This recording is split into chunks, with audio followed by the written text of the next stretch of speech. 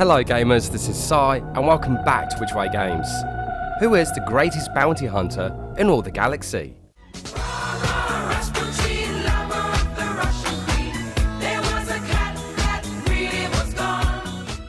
And with that being said, let's get on with the video.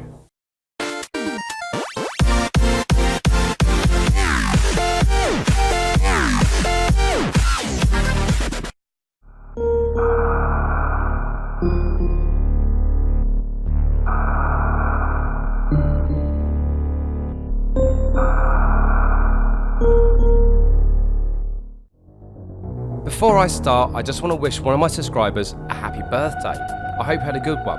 Anyway, after the video game crash of the early 80s, Nintendo were there to pick up the pieces and help rebuild the video game industry. With the release of the original Nintendo Entertainment System, otherwise known as the NES, this was the starting point into the world of gaming for the majority of gamers at the time. Some of these gamers had the likes of Mario Brothers, Contra, Castlevania and the original Legend of Zelda to play.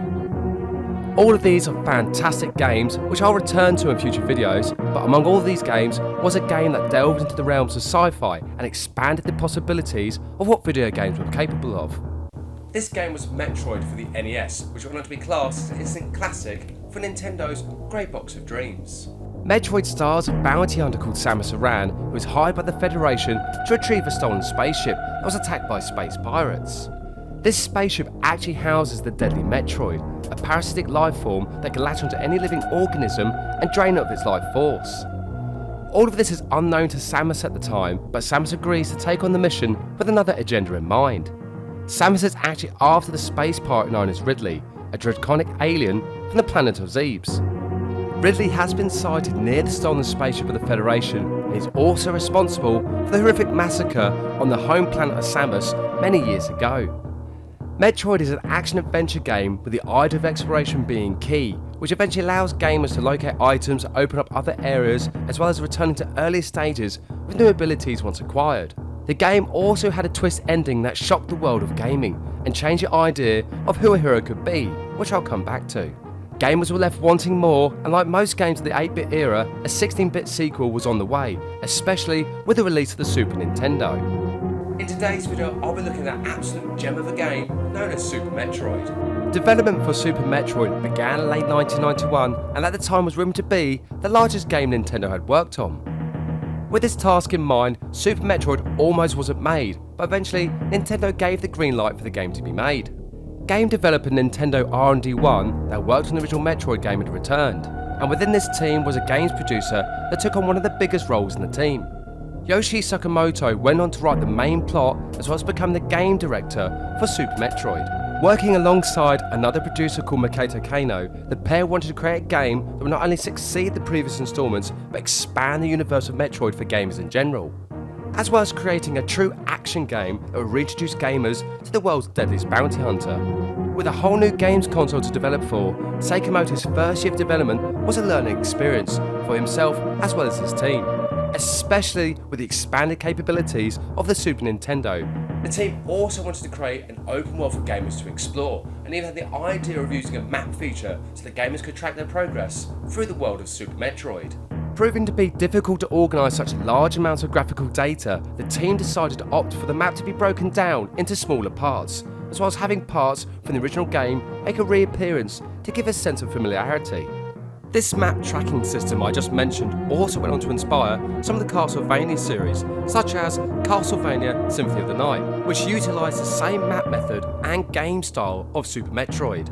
In fact, this type of style has been dubbed by gamers as Metroidvania, a subgenre in itself of action-adventure games. Using music tracks from Metroid, composers Kenji Yamamoto and Manako Hamano created 16-bit versions of the tracks for Super Metroid and utilised the sound hardware found within the Super Nintendo. Apparently, Kenji Yamamoto came up with the opening theme for Super Metroid while riding his motorcycle on his way home from work. And as most gamers will agree with me, this theme has become one of those iconic game themes in the world of gaming. Now, before the release of Super Metroid, the ESRB that I mentioned in my Mortal Kombat video was clamping down on violence in video games, and when Sakamoto was asked if this controversy would cause issues for Super Metroid, he simply explained the following. Samus is on a mission to maintain as well as restore peace throughout the galaxy. and Super Metroid isn't violent for the sake of being violent. Can't argue with a statement like that.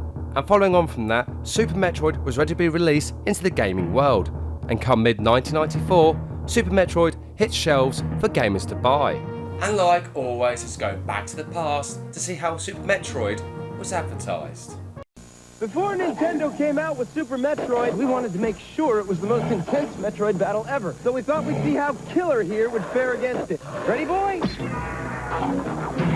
That's 24 megs worth of weapons, worlds, and weirdos old Killer's up against. Nintendo's biggest game ever. He's a big boy. He can handle it. Well, let's see how he did. Ship it! Super Metroid, only on the Super NES. The story of Super Metroid follows on with the events of the first game. With Mother Brain defeated and the space pirate Ridley now missing, all seems to be in order when Samus encounters the last Metroid. And before the bounty hunter can decide its fate, the infant Metroid mistakenly believes that Samus is its mother. Samus then decides to take the parasitic life form to the Ceres space colony for study so that scientists can unlock the secrets of the deadly Metroid. After leaving the colony, Samus receives a distress call and upon returning finds all the scientists dead as well as the infant Metroid now stolen. It turns out that the space pirate known as Ridley has survived his encounter with Samus and decides to steal the Metroid for his own personal gain. Before Samus can pursue Ridley, the self-destruct sequence on the space colony has been activated and is a race against time to escape. Escaping the space colony, Samus follows Ridley back to the planet of Zebes, which has now become the new base for the space pirates. With Ridley and the infant Metroid hiding within the depths of planet Zebes, Samus is now on a mission to explore this strange planet once again. Gameplay for Super Metroid is a 2D side-scrolling action-adventure game that takes place on the planet Zebes. Planet Zebes really feels like a living, breathing planet, while Samus traverses this large open world with a non-linear playstyle. This provides gamers with plenty of challenges along the way. Samus will have to avoid the many pitfalls, enemies and environmental hazards along the way. Samus controls very much like Simon Belmont from Super Castlevania 4 and has the ability to fire in all 8 directions. One great touch that makes Samus great to control is the ability to fire while running. Certainly comes in handy when dealing with a corridor of enemies. The suit that Samus wears can be upgraded with a variety of abilities, such as the high boots that allow for higher jumping, environmental upgrades that allow Samus to enter areas that would be deadly, and finally, the Morph Ball upgrade makes a return. This upgrade allows Samus to shrink down to the size of a ball, very much like a bowling ball,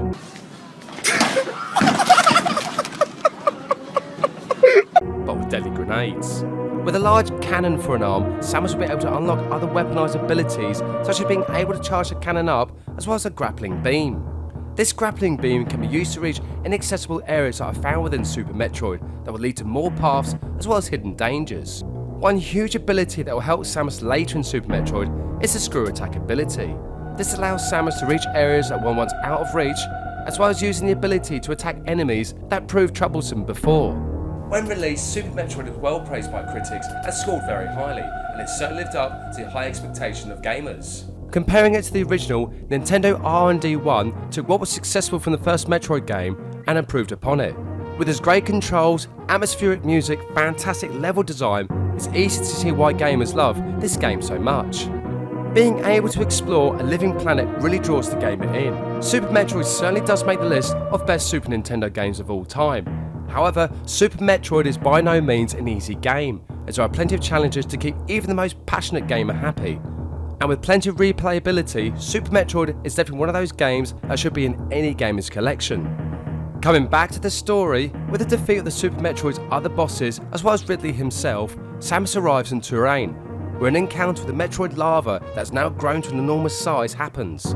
The Metroid attacks and almost kills Samus, but then remembers who Samus is and departs directly after. Surviving this brush with death, Samus is then confronted by the evil Mother Brain, an evil biomechanical creature that has been in control of the Zebes system for so many years, and she somehow survived its last encounter with the greatest bounty hunter in the galaxy. The two then enter a battle where sadly Mother Brain gains the advantage over Samus, and just before the final blow can be struck, the Metroid lava from earlier returns and latches on to Mother Brain. Depleting most of Mother Brain's energy, the Metroid lava then transfers it all into Samus, but is ultimately destroyed by the evil mastermind of Zebes. With this newfound energy, Samus then charges up and unleashes the Hyper Beam directly into Mother Brain's face. This evil monstrosity is finally destroyed, but is this truly the end of Mother Brain? With the Zeeb system now free, Samus must flee the planet in a race against time, and so do the inhabitants in a last-ditch effort to survive. Samus barely escapes the planet, and the planet of Zeebs is no more. The spaceship of Samus then sets a route for the next mission. Now, earlier I mentioned that the original Metroid had a twist ending, and when gamers completed the original, it turned out that the character they'd been playing all along was actually a woman. This shocked gamers, but also showed that a hero didn't necessarily have to be a man, and at the time this was huge news within the world of gaming. Nowadays, everyone is familiar with Samus Aran, and she's even classed in the top 10 females of gaming.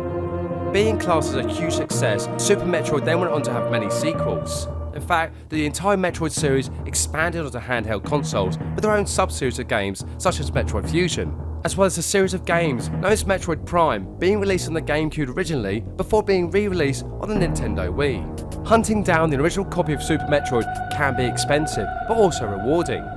But for those gamers that don't have the means to do this, the choice of downloading them on the Nintendo Switch is a great option, as well as playing it on the Super Nintendo Classic. Both options are great and really do bring back memories of gaming for older gamers, but also entices new gamers that want to try something new and see what all the fuss is about. Anyway, come back next time where a father and daughter take a trip through reality to a strange and eerie town known as Silent Hill. Thank you so much for watching, and see you next game.